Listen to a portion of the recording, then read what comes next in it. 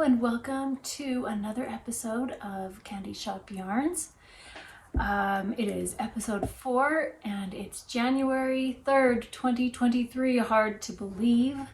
I am Deborah, your confectioner extraordinaire. I am the owner of Candy Shoppe Yarns, where I dye all sorts of yummy, delicious, fibery things. And you can check me out on candyshopyarns.com. I will have all of that information in the show notes below. I'm on Instagram as well as Candy Shoppe Yarns. And in December, I recorded an episode with my sister Emily. If you have found me, just here on Candy Shoppe Yarns, and you may not be familiar with the fact that I also have a podcast on Meanwhile at the Castle with my sister Emily. So I gave an update there in December, shortly before Christmas. So I'll link to that episode as well, so you can see that. So with it being a new year, everybody's making New Year's resolutions. I am not anti New Year's resolutions. I am pro goals, pro making a focused effort for whatever it is that I want to be working on in life. But I don't usually make New Year's resolutions because those are it's not typically the method that I like to do. I like to have a focus for the direction for the year moving forward and make decisions and goals based on that. So I usually pick a word of the year, and my word last year was rest. And I was thinking about it at the end of the year. How did I do with keeping my life in line with that focus? Because it was quite a crazy year. I'm just going to be honest. Lots of work, lots going on. But when it comes down to rest, it's a lot more involved in that. Rest from all of my anxiety, finding rest in God, finding rest from my worries, finding ways to just let go of some of those things. So I was thinking I did pretty good with that. But next year I'm going to keep moving forward with rest, but add the word rejuvenate to it. So my focus for this year is rest and rejuvenate. So that's what I'm going to be doing. Oh, my dog Luna, she is the cutest little thing, but she's a stinker sometimes. Well, literally she stinks sometimes, but she's a mini golden doodle, but not so mini. She hurt her leg. Cute little thing. We're carrying her all over the place. Trying not to, because I need to see how her leg is doing to see if I need to take her into the vet or not. But I think she actually just pulled a muscle yesterday. We came home and she was so excited. We walked in the door and she was so excited. She leapt and slid into our rug into the living room, which flipped over and she flipped over. And after that, she's been limping. So I think she pulled a muscle. And she doesn't seem to have any problem if I touch the leg, massage it anywhere. I don't see any injury. So I think she just needs to rest and rejuvenate as well. So we have some big plans for this year. One of which is I'm planning a wedding for my daughter Ella. She is getting married in April, and we have secured the venue. We did that over the new year, and we're just making all sorts of plans. But we went to the what's wrong with my brain? We went to Lowe's, which is a home. My brain is, it's like words are gone. Lowe's, Home Depot, where you can get supplies for building, all that kind of thing, and paint. They have paint chips there. That's what I was getting at. So we went to get paint chips to see what color palette she wanted. And I'm like, that's a really good way to get that and to kind of lay them out and compare and contrast and see what it is you want. So we did that, and then we went to the fabric store to pick out some fabrics. Not that that's what we're using in the wedding, but to get an idea. And we cut out tiny swatches, and now I have all this fabric left from those bigger swatches. But she wants texture and these types of colors. And I was saying in April, that's going to be really difficult. Because April is spring and bright and renewal and refresh, and this is a very fall color palette. But that's okay. That's what she loves. So we've got her wedding dress or on its way, and we've got our photographer secured and the location secured, and I'm trying to think. We've got all sorts of things in the works. So working on that. We're busy. I also have a grandbaby on the way, so that's exciting. July. Don't know yet anything else, just July, so it's gonna be fun having little babies around. My niece is also expecting at the exact same time, so that's really fun. So let's talk about what I've been working on. It was Christmas, and I did not make a lot of things this year for gifts. I usually do a lot of gift making, not always just knitting, crochet, sewing, that type of thing, but I didn't do a lot of that this year. I just recognized my limits and decided I wasn't going to do that. But I did throughout the year work on socks. I love to knit socks. I've actually kind of burned myself out on it, which I do from time to time, and then I, you know, something sparks my interest, I start again, and then I'm just head over heels in love with it again. But throughout the year I've been working on socks, and honestly I think you reach a saturation level at some point with socks, and my sock drawer has reached a saturation level. You know, it's like it's at capacity, and I even cleared some out previously. And so I thought, okay, well, I guess I don't need to knit so many for myself anymore. Sad, especially because all of my yarn I buy pretty much with myself in mind. So I have a lot of single sock skeins that I'll have to work into other things, but I thought, okay, well, I'll knit them for other people. And I made a pair for I made 2 pairs for my husband in the last couple of months, and he has quite a lot of socks. I don't know that he really needs more, maybe 1, but you know, so I thought I'll make them for my kids. Well, my daughter started working at Stance. I was not aware that this place even existed until she worked there, but apparently it is the sock place. I don't know, you could debate that all day long, it's fine with me, but they have socks, and that's her favorite thing. So everybody was getting socks from Stance left and right. So I thought, nobody needs any of the socks I've been making all year. What am I gonna do with that? So I wrapped them up, put the sizes on them, because I've knit a variety of sizes. I put the sizes on them and took them with me to our Christmas Eve party with my extended family, and I let people choose socks. So I got a picture of a couple, you know, a handful of the socks that I'll insert here, and that was fun to be able to give those away. But what do I do now? I don't know, because I like to knit socks. I'm moving my focus, shifting my focus more to other things, to sweaters and other accessories. I even pulled out all of my cowls because I love cowls, and I realized I have, I don't know, maybe 11 cowls.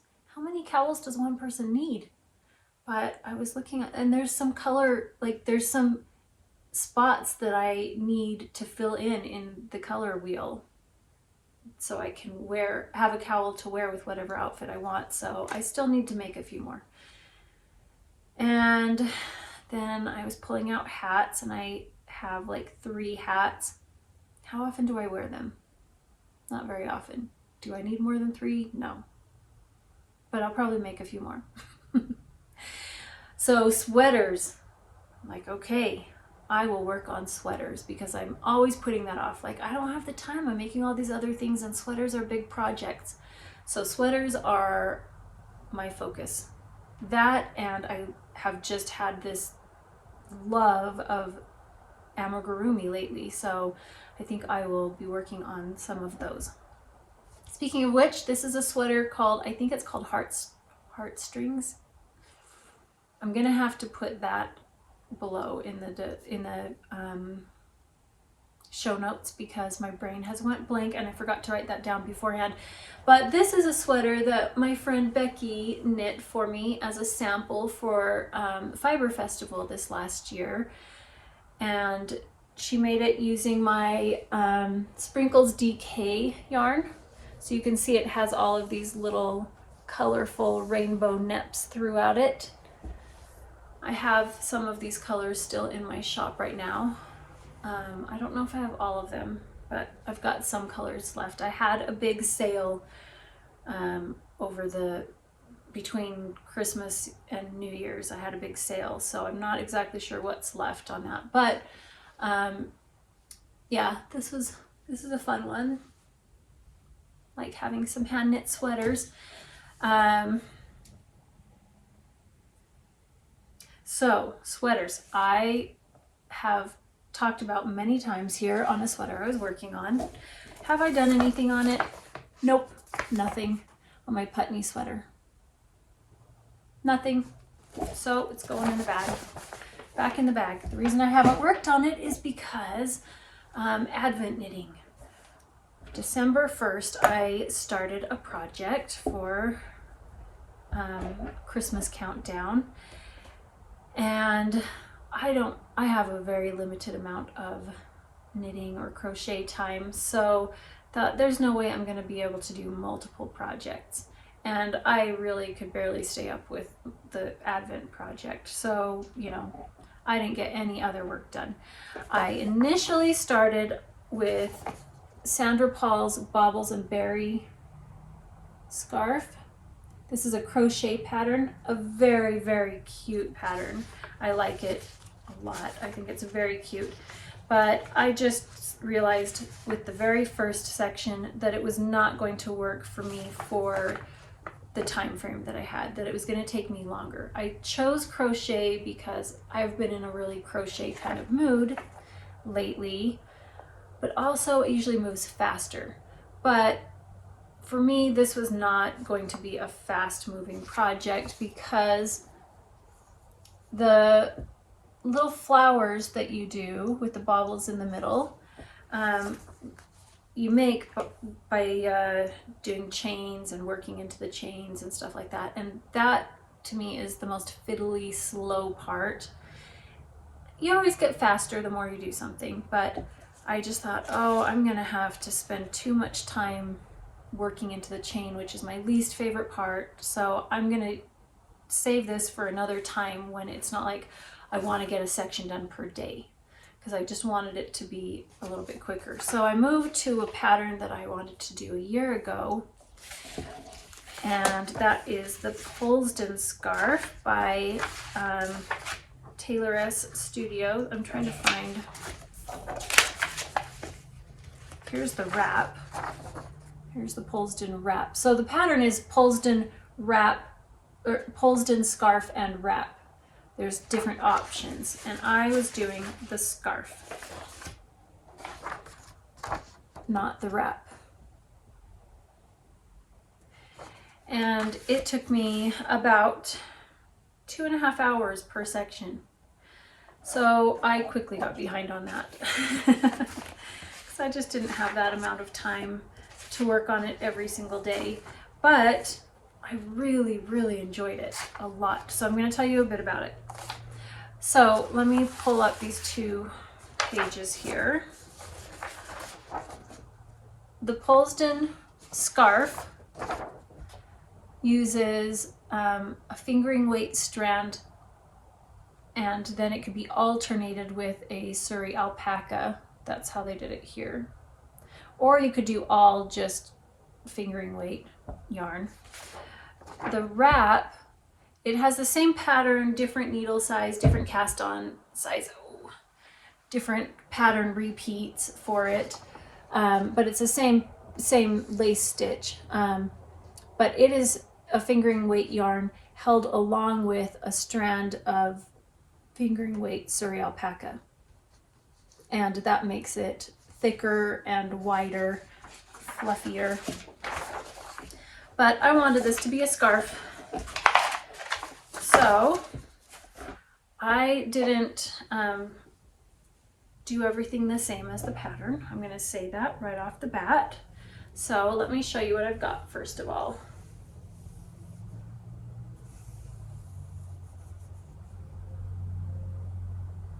This was from a yarn advent that I did a swap with one of my friends, Kimberly, a year ago.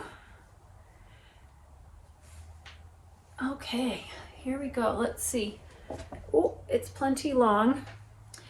I did 22 sections, not 24. I was working on 22 and I had one more mini left that I was going to put into it. And I was looking at my scarf and I was thinking I could be done with this today if I ended on 22. It was New Year's Day and I wanted to have it done New Year's Eve. And I pushed and pushed and worked. You know, I was slow in getting started, and so I wasn't going to be done by Christmas, but I thought if I had done New Year's Eve, that would be great. Well, New Year's Day, I was working on section 22. And I just looked at it and I thought, how long is this? And I put it on and I wrapped it around. Now, pre-blocking, it was not this long, but I realized with blocking, it was going to grow.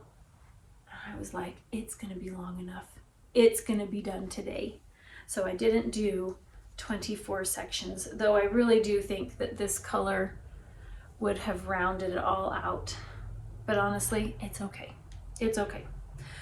So that's the first change that I made. I didn't do all 24 sections. The next change that I made, let me find the very beginning. Oh, when I blocked it, there's spots like this all over. One colorway bled or two. It's either this one or, well, actually it could be that one, this one, or this one. Those are the ones that have the color in them that bled. So that's a bummer, but it's okay. It's okay. So I started knitting this, and the first, not the first change, the second change is I didn't use I didn't use the Surrey alpaca to alternate it. I used this one. This is my Truffle base. It is a fingering weight Boucle slub yarn. So where's the end of it? So Boucle is this type of texture where it has one strand wound around another that gives it this wavy texture. And then it also has little slub bits on it like that. And it gave it such a beautiful texture. Oh, I love the texture that it gives. So fun. I'm going to tell you though, it's a bit finicky. Those sections took me a little bit longer because, let me show you right here. It is actually a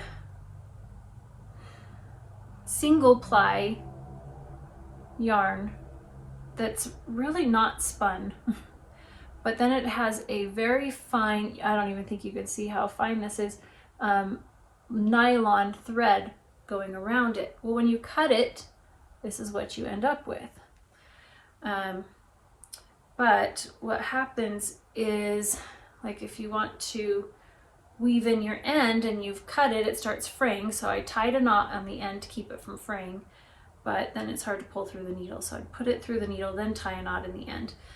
But then with the little slub bit, when you went to go pull it through, there's a little fine, oh, you can't see, a little fine nylon thread that's shorter. That's what's keeping it, you know, this slub right here of yarn, it's keeping it bunched up together. There's a short piece of the nylon thread that it was easy to catch and pull, and so you had to be aware of that, watching it, pulling it through.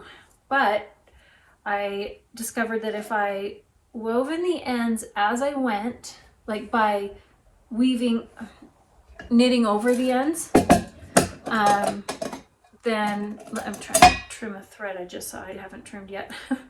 If I did that as I went, then it was really simple. I didn't have to worry about trying to pull a slub through as I'm weaving in ends, because I did that the first section and that wasn't working well. But after that, I just would knit over the ends as I went. And let me find that so I can show you what it looks like. Well, it looks so great, you can't even see it. So there you go. It looks fabulous. Can't see where I knit over the ends. All right then. And then the next thing that I changed is I didn't purl any stitches. If you look, mine looks different than most others because this is a garter ridge section and this kind of pops out more and this scrunches in a little bit more up here until you block it, because this is garter and then this is a lace section with stockinette stitches here.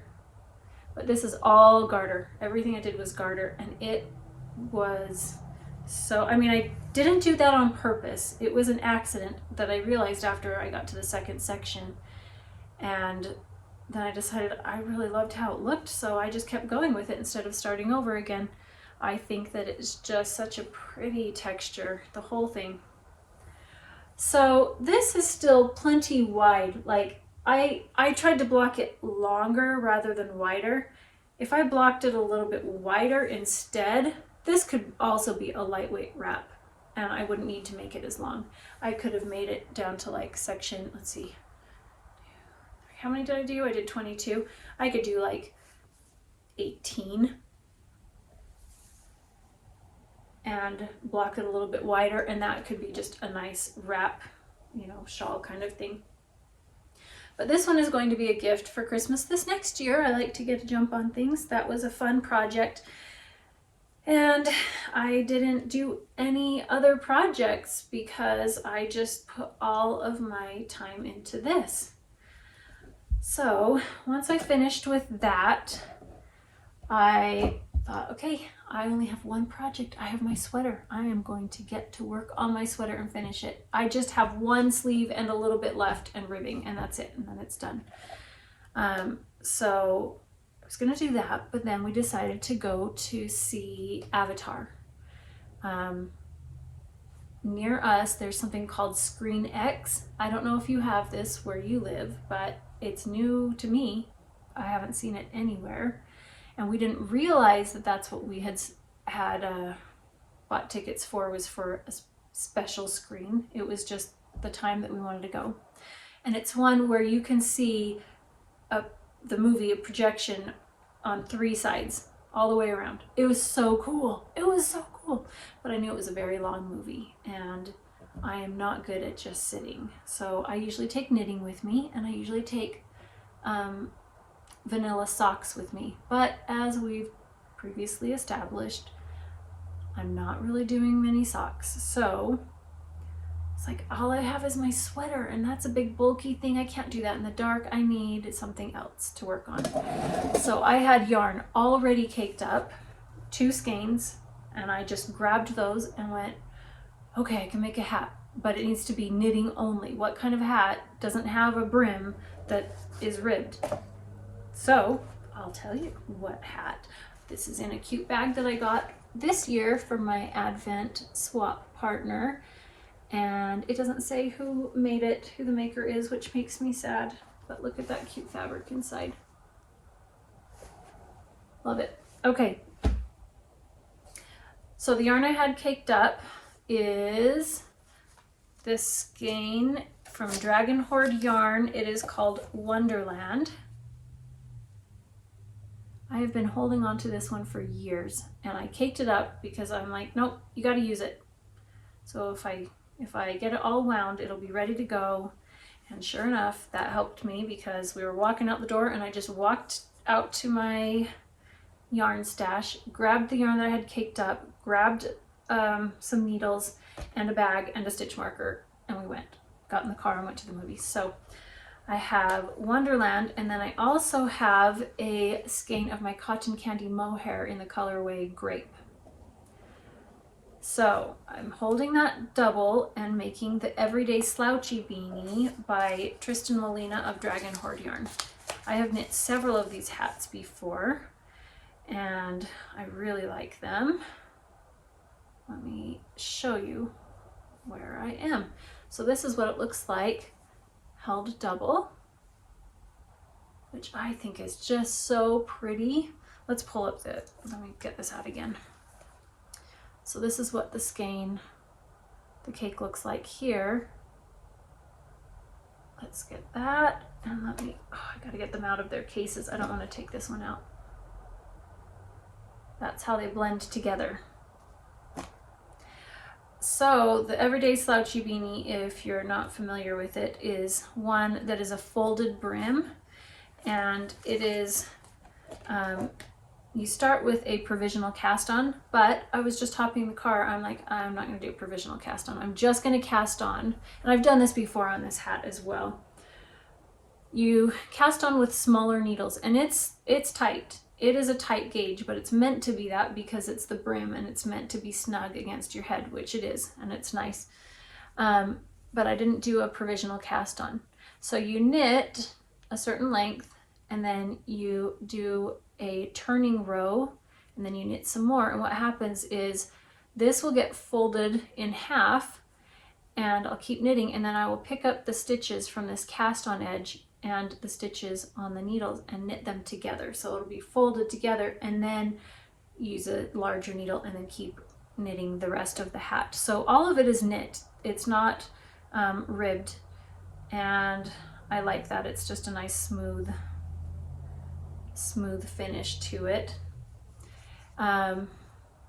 It'll be a little bit finicky picking up the stitches on the edge, but not too bad. I've done it before. It's fine. And I just think it's super pretty. This will probably end up being a gift. I have 2 gift drawers, and whenever I work on a project or I find something somewhere that I think somebody will like or something that's on sale, I put it in the drawer. And then when we need a gift, we go to those drawers first and look and see, is there something here that will suit the recipient really well, and go from there.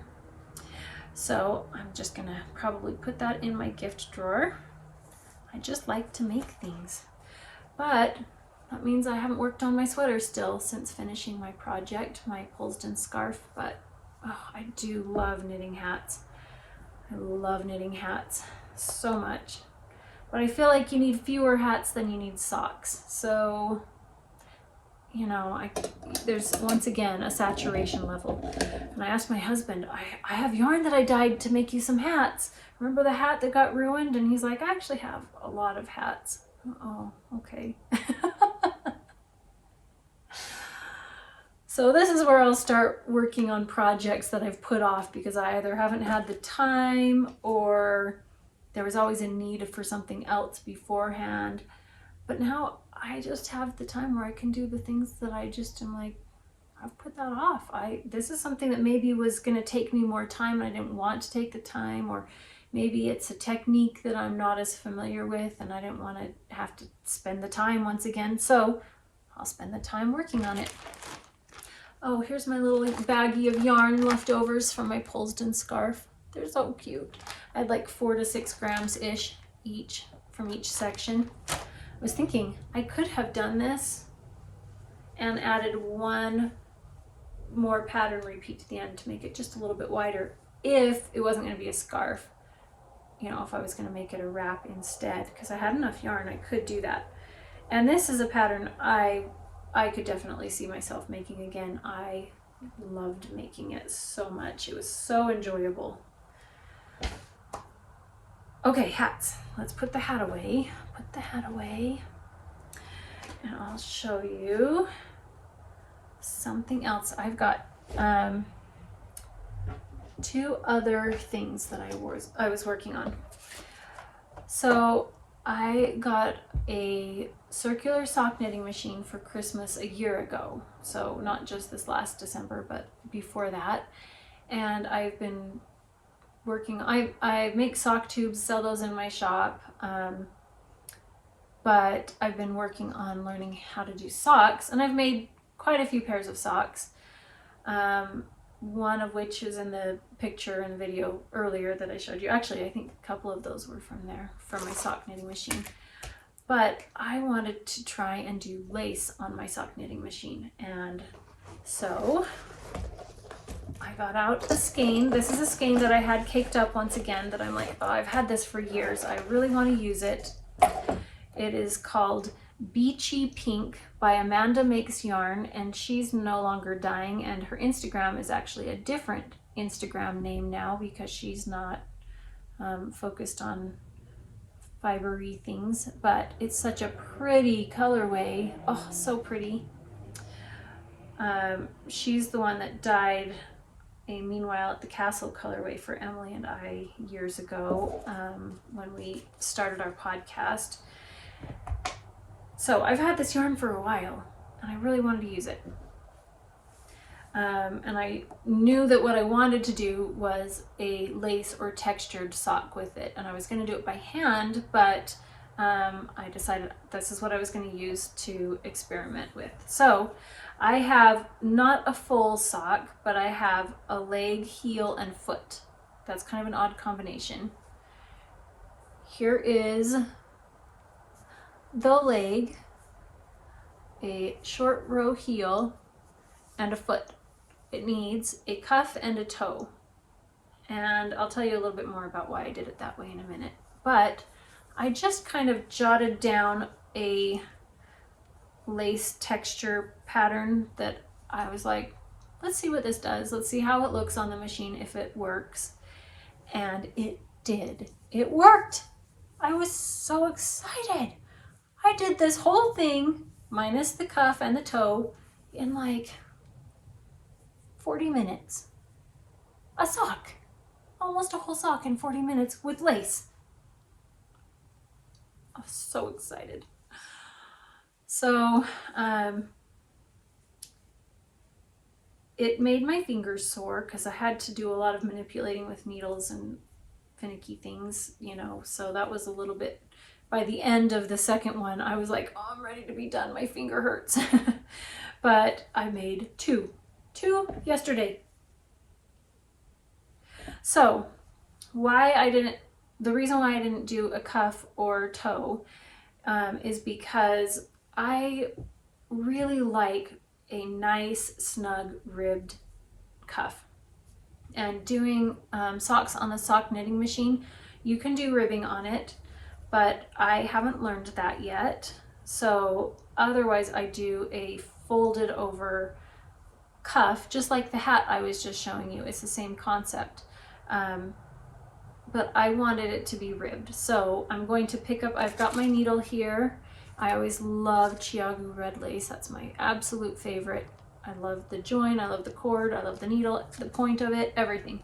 So I will go and pick up stitches, and then this is waste yarn that you rip off.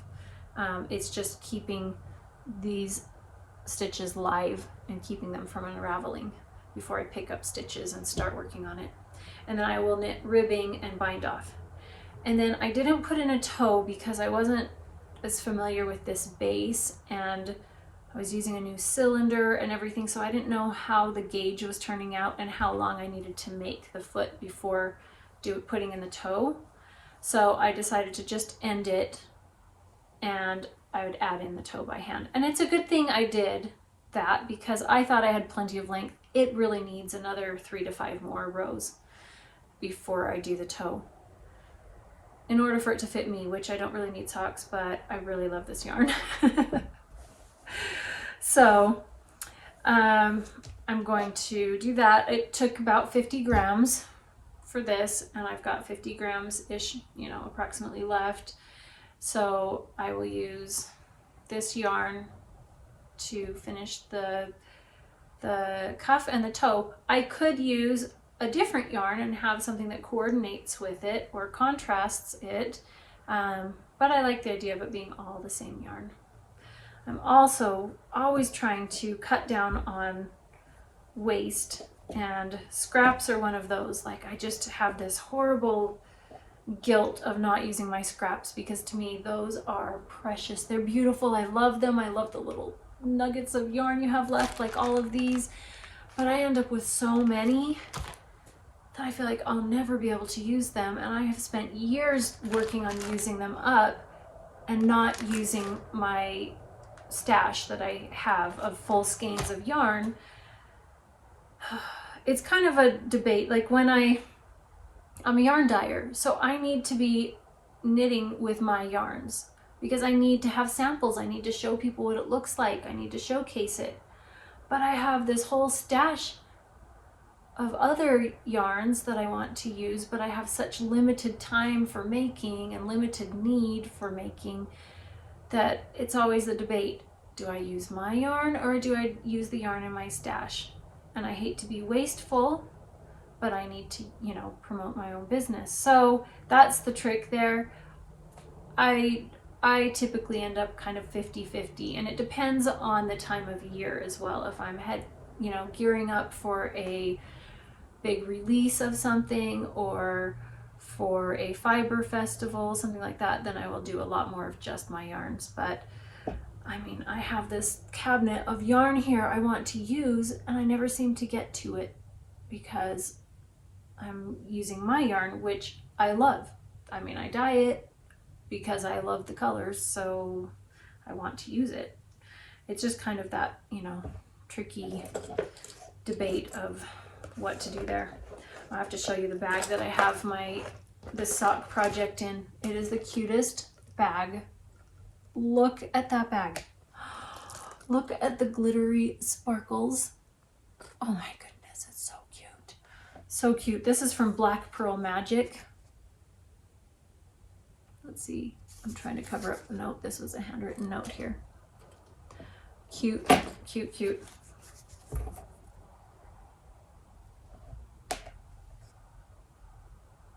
I don't know if that's focusing. Anyways, I have a couple of these bags, which I love. One that's much bigger, and then this one. And I even have something for a giveaway later on. Not yet, not yet.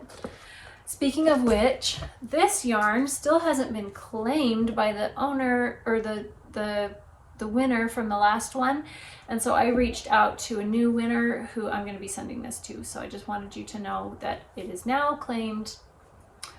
I had 2 times that it didn't get claimed, which is kind of sad. It was a bummer because 2 people could have won this. Well, the person who gets it, yay, winner for them.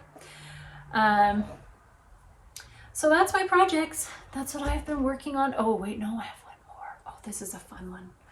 This is a really, well, in my estimation, it's a fun one.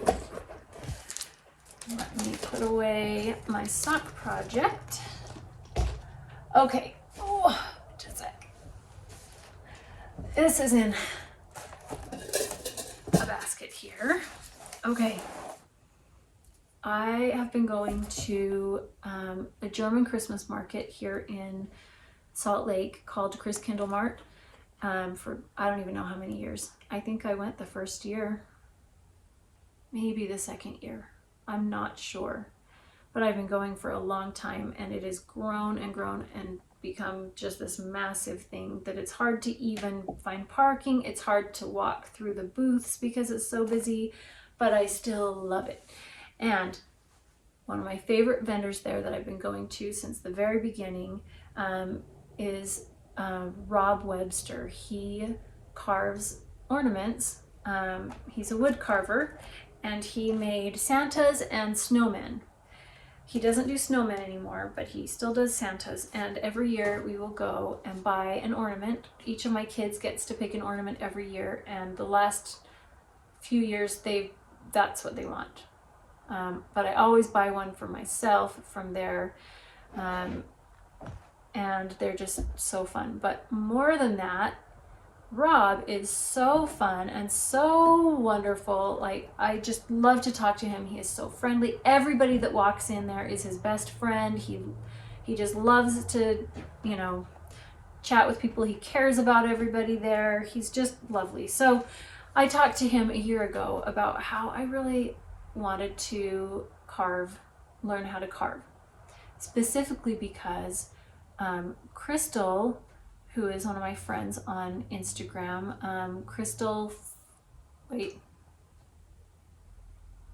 Vintage Fairy LLC, she showed a picture of her hand carving a wooden spoon several years ago, and I just was like, you can do that? People do that? On my honeymoon, my husband and I stopped in a little place on our way home from Carmel, California.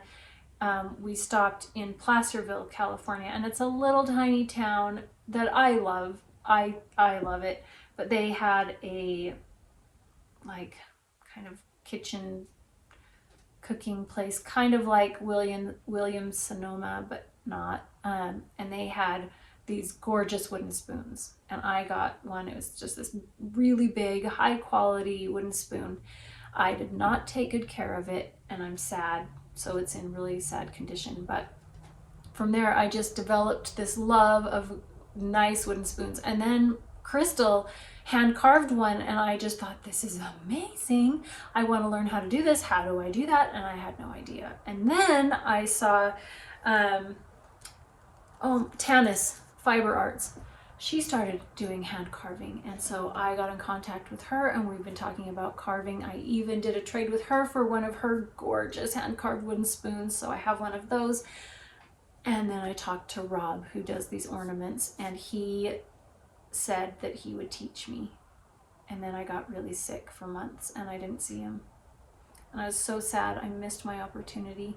Well, I went anyways, and for Christmas, my husband bought me some carving supplies. He bought me this and this Teflon glove to not cut myself, because guaranteed I'm gonna do it, you know. And a wooden spoon blank. It's like wood that's in just a general outline of a wooden spoon. And what was that? I started working on it. I didn't get too far, but I took that with me when I went this time to see Rob, and I showed him, and he was so excited. He went home that night and he cut down a piece of his tree for me and brought it back the next day. He said, "Are you gonna come back?" And I said, "I will, I'll come back." And he gave me a carving lesson right there. Okay, in this bag is my project, my wooden spoon project. So just getting started on it. So he went the first night and cut a branch off of one of his trees and put it in a baggie. He says, you got to keep it in a baggie until you work on it. And then he showed me how he split it, and he split it there with his knife and one of his cutting boards, used his cutting board as a mallet. And so showed me how to get this started, which is really fun. He's like, "Hey, now take this home and finish this one and then do this one." So I'm gonna work on that. Okay, now to my tree. So I like to buy a felt ornament each year. My theme is mostly red and white, and I like it to be kind of rustic-ish. I don't know if that's really the case, because I mean, I've got non-rustic things, but anyways.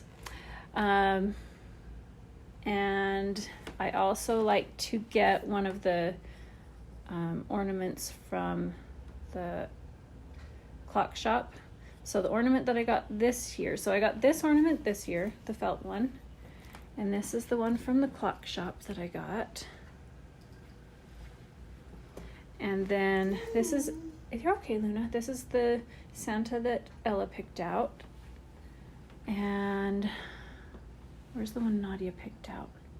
Oh, Nadia, so this year he started doing Christmas trees as well, and Nadia picked out a Christmas tree. And I picked this one this year because I liked his hat. It was different. And I went home and I took that wood that he cut from his tree and I carved these two wooden spoons. I was so proud of myself. It was so much fun. It was very therapeutic, very addicting. It was just so enjoyable. So my husband actually sat down with me after I worked on it for a bit, and he wanted to do it. So we started kind of going back and forth. Like I worked on a spoon on one spot for a bit, and then he would swap, and we just kind of went back and forth until I was like, yep, I think these are done. It was so much fun. So that wood was aspen, and he gave me a diagram of how to cut it, making, oh, I just forgot, stop cuts. Oh, I forget the name of some of the things where you cut into here and then the direction that you're going to carve with the grain, and that helped me a lot. But what I was realizing, he had a knife that I was like, this works way better in my estimation, and so he showed me what it was, and it's a more, let's see, can you see on here?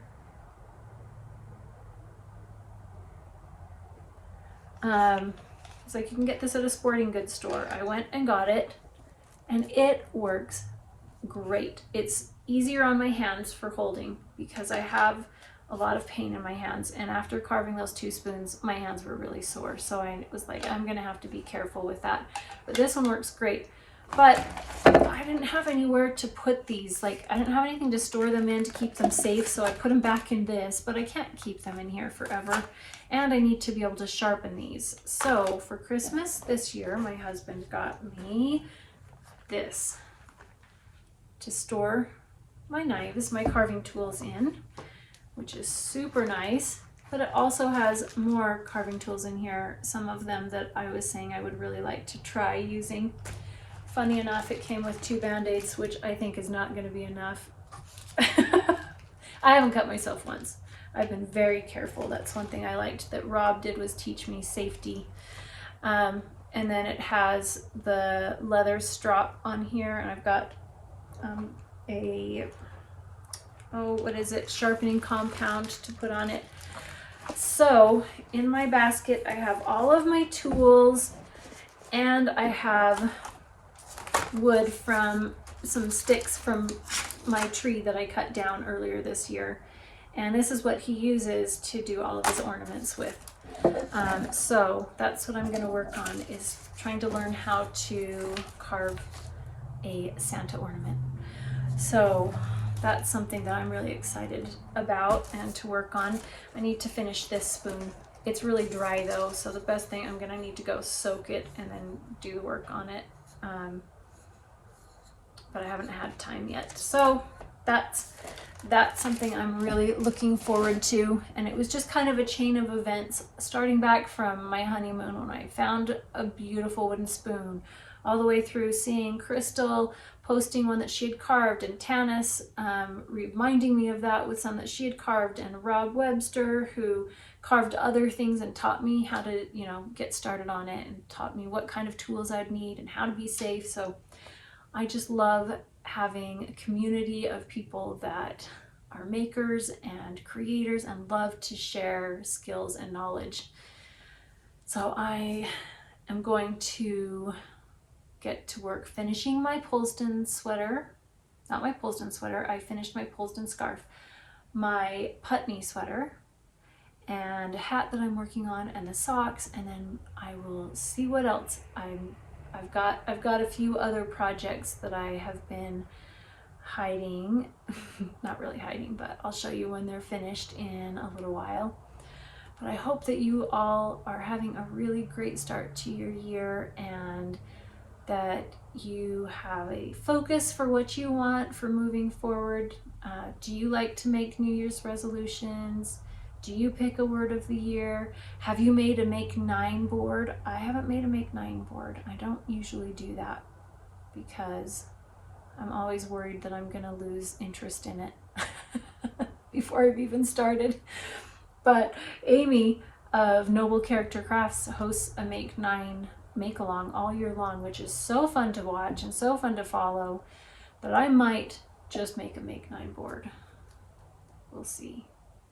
So I will talk to you again soon. Thanks for sticking with me and coming back, and I hope you'll join me again. Bye.